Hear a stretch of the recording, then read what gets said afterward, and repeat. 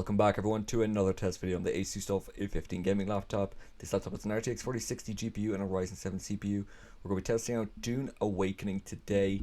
So starting off, we're beginning with low, then we're going to do low with DLSS and frame gen 2. We're going to be setting DLSS to quality for each setting on and off. So this is low right now without DLSS, and it's playable enough. We're not hitting like super high frame rates, but with DLSS on quality and frame gen turned on, we're at easily 130 FPS. It's an open world game, so there's a lot of stuff going on around in the background, but it's not the busiest game ever, so would have liked a little bit more frames per second.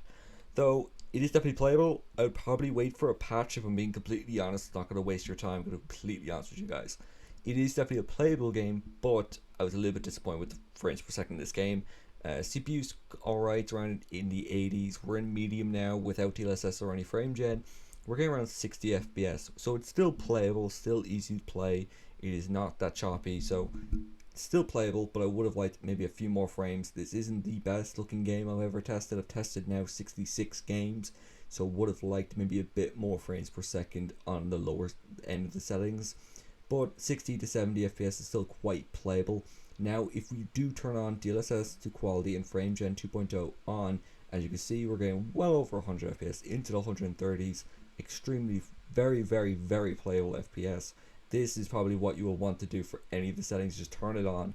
You barely get any difference in quality, but the frames per second speak for themselves. It is way more playable, especially in this open area. We're getting way more frames per second. It's absolutely fantastic.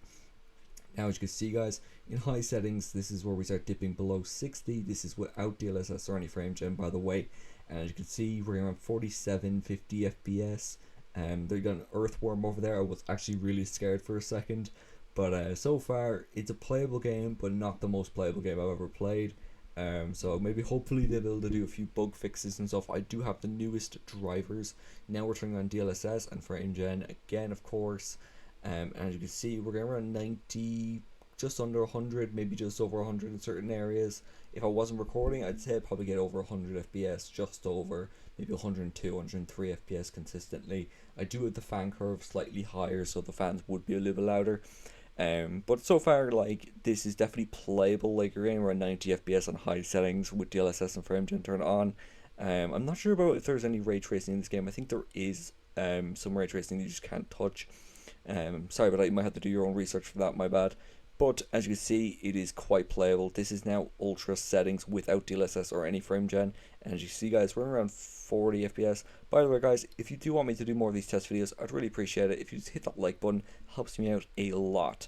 So yeah, we're going around 30 to 40 FPS. Not the most playable, but this is ultra settings. This is the best the game's gonna look at 1080p on a gaming laptop.